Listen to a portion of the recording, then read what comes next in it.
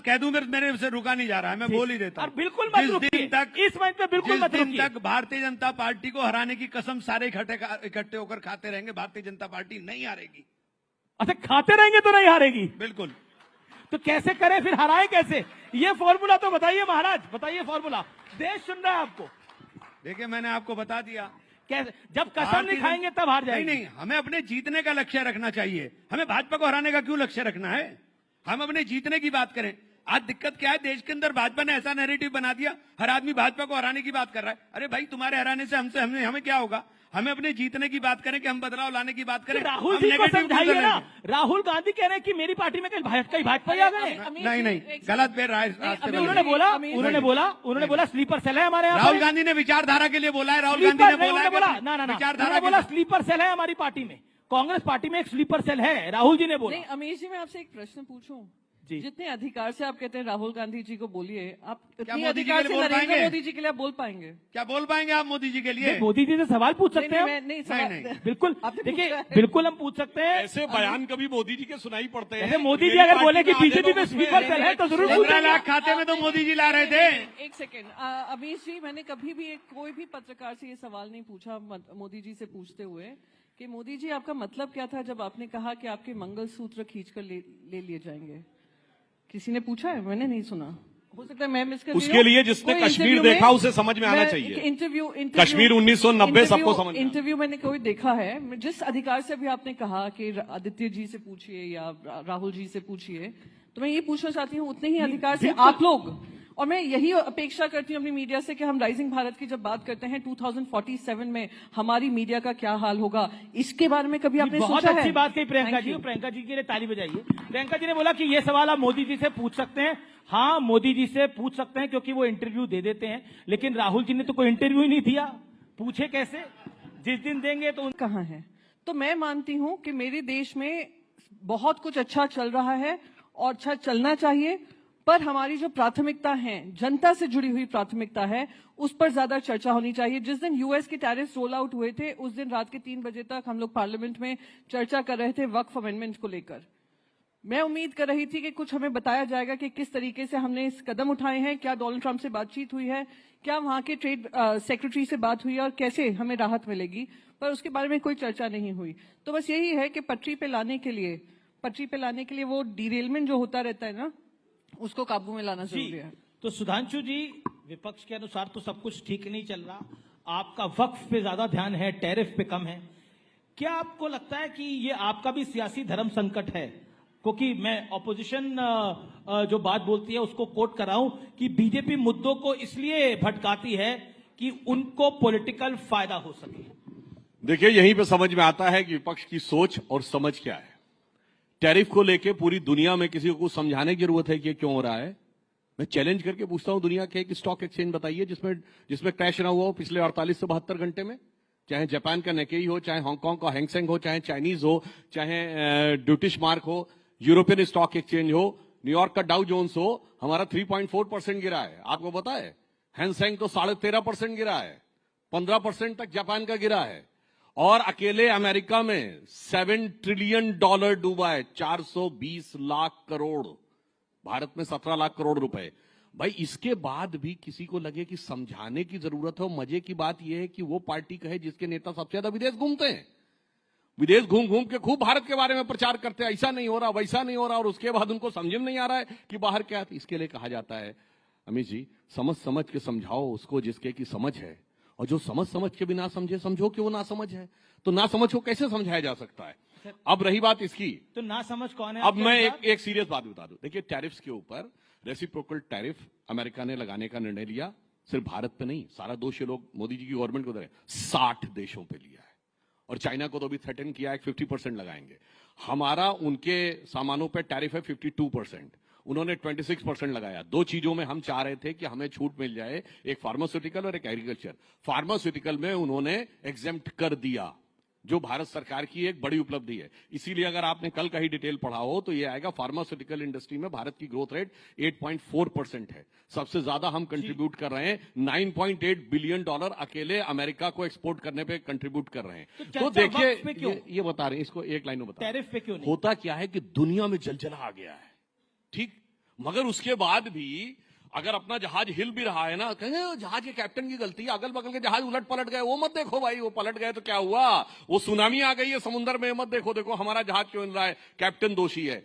इस मानसिकता से जब चलेंगे तो देश में कुछ भी अच्छा नजर नहीं आएगा। और जहां तक इसकी बात कहूं, जहां तक वक्फ की बात है, तो ये ईमानदारी से एक प्रयास है जो कि भारत के संविधान के अनुरूप व्यवस्था को सुचारू रूप से चलाने के लिए, गरीब मुसलमान को उसका हक दिलाने के लिए। मैं सिर्फ एक बात पूछता हूं, वक्फ बोर्ड भारत का नहीं, दुनिया का सबसे अमीर वक्फ बोर्ड है। भारत का वक्फ बोर्ड दुनिया का सबसे अमीर, 39 लाख एकड़ जमीन है।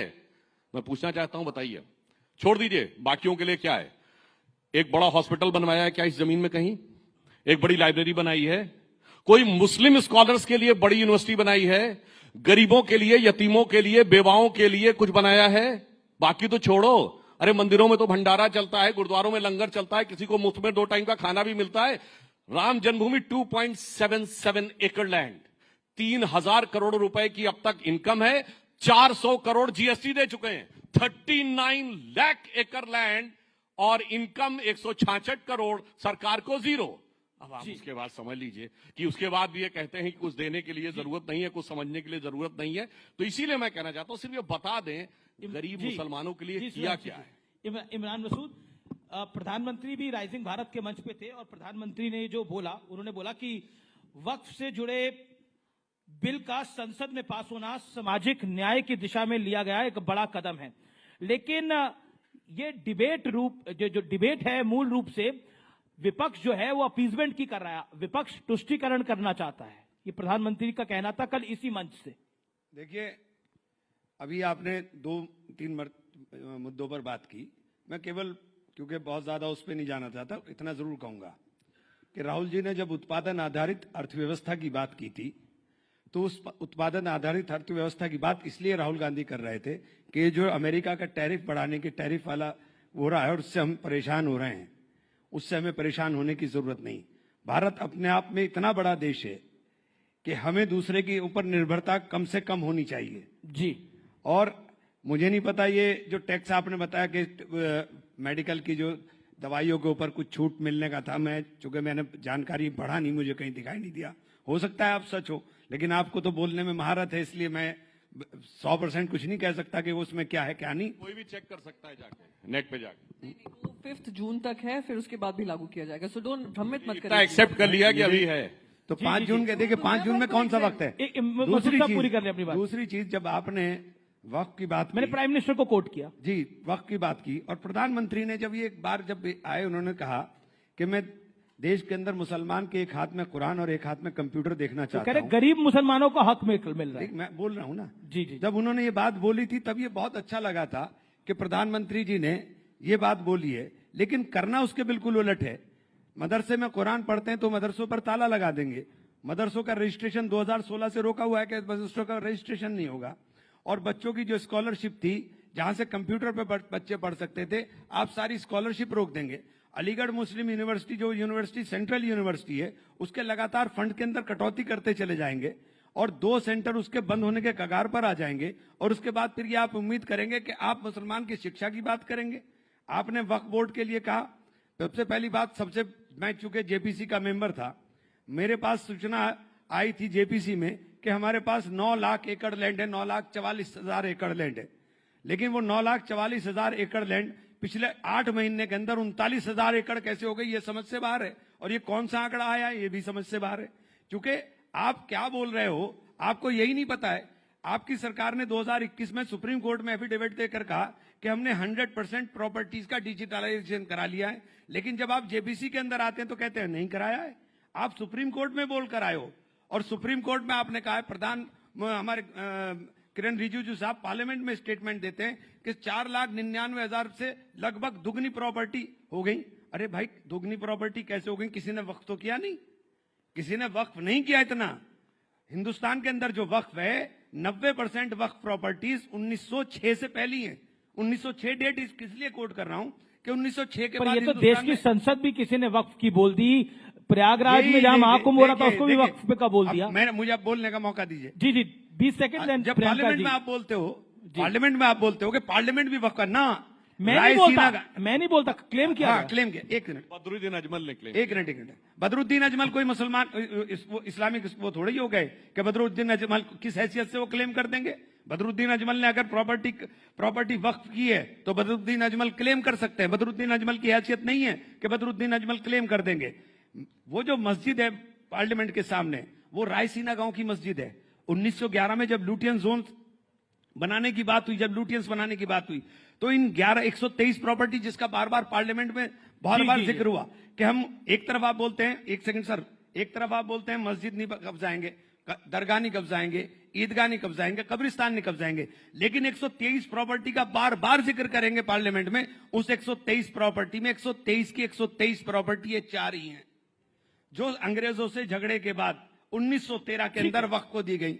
ठीक है, ये वही प्रियंका भी बोल लें, फिर उसके बाद सुधांशु जी आप एक साथ आंसर दीजिएगा। असल में आपने इतना वाइड क्वेश्चन था, उसे बहुत शॉर्ट में हो नहीं रहा मुझसे। पूरा अगर कर लेने बाकी टाइम मैं आपको, बाकी टाइम आप मुझसे ले लीजिएगा, लेकिन इसे पूरा हो हाँ बिल्कुल। तो ये जब प्रधानमंत्री जी ने कहा कि हमने ये गरीब मुसलमानों के लिए, पसमंदा मुसलमानों के लिए, आप इसमें मुझे ये मेरे पास कानून रखा हुआ है, इसमें एक जगह बता दिए पसमंदा मुसलमानों के लिए कुछ करने का किया हो।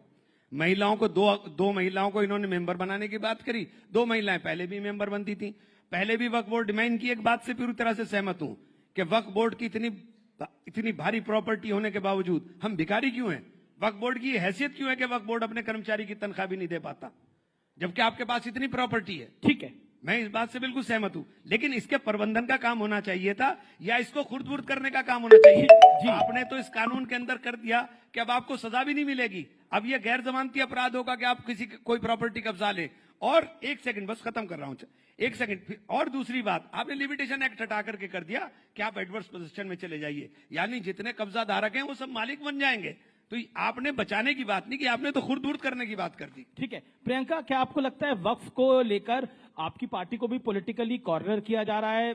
महाराष्ट्र के अंदर जो शिवसेना शिंदे गुट है वो बहुत सी बातें बोल रहा है, बहुत सी संज्ञा दे रहा है आपकी पार्टी को। Any comment? सबसे पहले तो मैं नहीं, क्योंकि मैं वो कमेंट करूंगी, पर उससे पहले मैं थोड़ी क्लैरिफिकेशन दे दूं। जो फार्मा इंडस्ट्री को भी बाहर रखा है और एग्रीकल्चर को बाहर रखा है, वो टेम्पररी सोल्यूशन है, कोई फुल वो नहीं है मेजर जो लिया गया है। डोनाल्ड ट्रंप उसके पीछे भी आएंगे।